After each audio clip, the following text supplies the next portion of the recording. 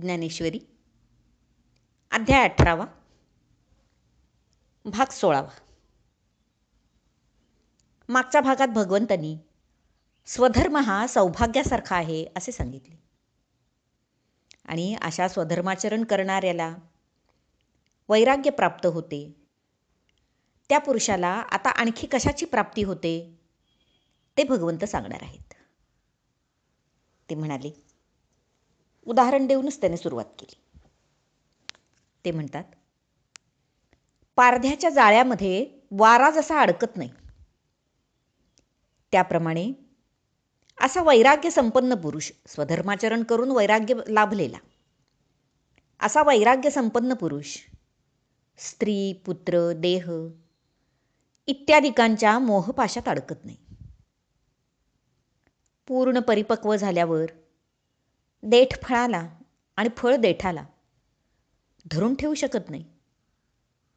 त्याप्रमाणे तो वैराग्याने परिपूर्ण झाल्यावर प्रपंचाला धरून ठेवू शकत नाही आणि प्रपंचही त्याला धरून ठेवू शकत नाही. त्याची सर्व आसक्ती चटका दिल्याप्रमाणे पाय माघारी घेऊन आत्मबुद्धीकडे वळते. पहा, आपल्याला सुद्धा चटका बसला की पटकन आपण हात मागे घेतो. त्याप्रमाणे तो पाय माघारी घेऊन आत्मबुद्धीकडे वळतो. अग्नी राखेत दाबला की जसा धूर नाहीसा होतो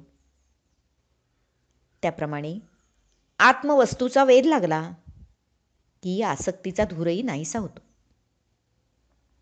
विपरीत ज्ञान म्हणजे अज्ञान ते दूर होऊन यथार्थ ज्ञान म्हणजे ब्रह्मज्ञान ते आपल्याला व्हावे, मिळावे एवढीच इच्छा मग त्याची बळावते. त्यामुळे मग नदीवरील धरणातले साठवलेले पाणी जसे हळूहळू खर्च होऊन संपून जाते त्याप्रमाणे त्याचे प्रारब्ध तर भोगूनच संपते. तसे संचित कर्मही नाहीसे होते आणि क्रियमाण म्हणजे या जन्मात केलेले त्याचे कर्म, पाप अथवा पुण्य असे कोणतेच कर्मबंधन त्याला राहत नाही. अशा प्रकारे स्वधर्म कर्मरत असलेल्या त्या मुमुक्षूचे सारे दोष नाहीसे होऊन आत्मबोधाची तीव्र इच्छा त्याला गुरुभेट करवून देते. तीव्र इच्छा असेल तर गुरुभेट होते. मग तो साधक आत्मज्ञानाने परिपूर्ण होतो गुरुबोधामुळे. मग त्याचे उरले सुरले अज्ञानही नष्ट होते आणि त्या अज्ञानाच्या पोटातच मग जे कर्म, कर्ता, कार्य असे त्रिकूट होते किंवा कर्म करण्याची जी प्रबळ इच्छा होती तेही आपोआपच नाहीसे होते. गुरुबोध झाल्यावर अज्ञानाच्या पोटात लपलेलं कर्माची आसक्ती किंवा इच्छा हे सारे आपोआपच नाहीसे होते. म्हणजेच कर्माचा देखील नाश होतो. कर्माचा नाश म्हणजे नैष्कर्म्य स्थिती. तो साधक देहाने आवश्यक ती कर्मे करीलच, पण फलाशा, कर्तृत्वभाव, हेतू हे सारे टाकून देऊन करेल.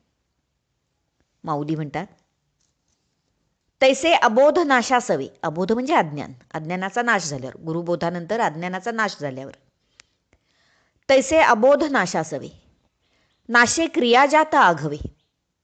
सगळ्या कर्माची त्रिपुटीच नष्ट होते किंवा आसक्ती नष्ट होते कर्म करण्याची. ऐसा समूळ संभवे संन्यासुहा.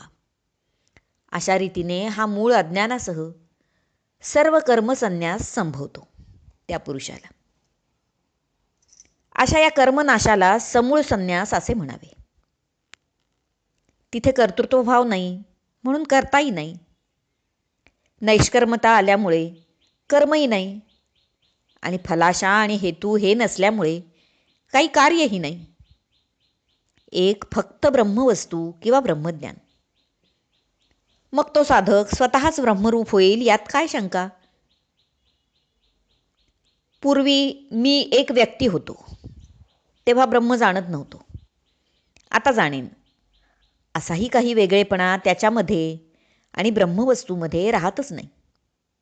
सर्व काही एकरस ब्रह्मरूप होऊन जाते. अरे, आरसा दूर केला की प्रतिबिंब, आरसा इत्यादी काहीच नाही उरत. केवळ एकटाच उरतो तो पाहणारा. तसे तो एकटाच ब्रह्मरूप होऊन उरतो, फक्त ब्रह्म. तसे फक्त अज्ञानरूपी आरसा दूर करायचा अवकाश, किंवा वायूचा लोप झाल्यावर तरंग किंवा लाटा नाहीशा होऊन सारे काही एक समुद्राकारच होते. त्याप्रमाणे अज्ञानाचा लोप झाल्यावर सारे काही ब्रह्मस्वरूप होते. असा ब्रह्मस्वरूपी साधक जेव्हा बुडी देतो तेव्हा त्याच्या देहाकडून होणारी कर्मे, त्या ब्रह्मस्वरूपात तो बुडी देतो तेव्हा त्याच्या देहाकडून होणारी कर्मे म्हणजे खरे तर कर्मे नव्हेतच. कारण पूर्वी जी आत्म्याला त्या कर्माची झळ अज्ञानामुळे लागत होती, ती आता ज्ञान झाल्यामुळे लागत नाही. हीच नैष्कर्म्य स्थिती होय. म्हणजे त्या साधकाला कर्मे करूनही नैष्कर्म्य स्थिती प्राप्त होते. आणि हीच परमसिद्धी आहे.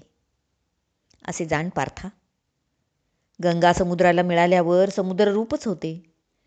तिचे गंगा म्हणून वेगळे अस्तित्व राहत नाही. आणि तिची मग वाहण्याची म्हणजे कर्म करण्याची, समुद्राला मिळण्याची सारी धडपड शांत होते, खळबळ शांत होते. तसे त्या साधकाचे होते. एकदा ब्रह्मस्वरूपाला मिळाल्यावर त्याचे वेगळेपणही राहत नाही आणि ज्ञान मिळवण्याची सारी धडपडही थांबते. अर्थातच त्याला कर्म करावे लागत नाही.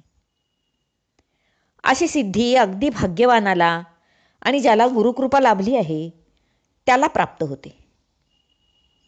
मिठाचा कण पाण्याशी संबंध येताच पाणी रूपच होतो. मीठ म्हणून स्वतःचं वेगळेपण तो काही ठेवतच नाही.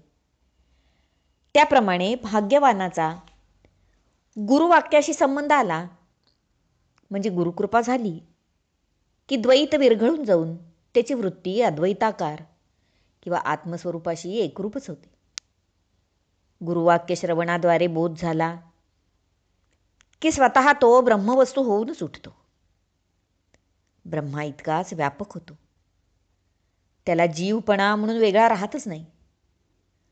तर मग त्याच्यासाठी वेगळे असे कर्म तरी कोणते आणि मग कसे राहील?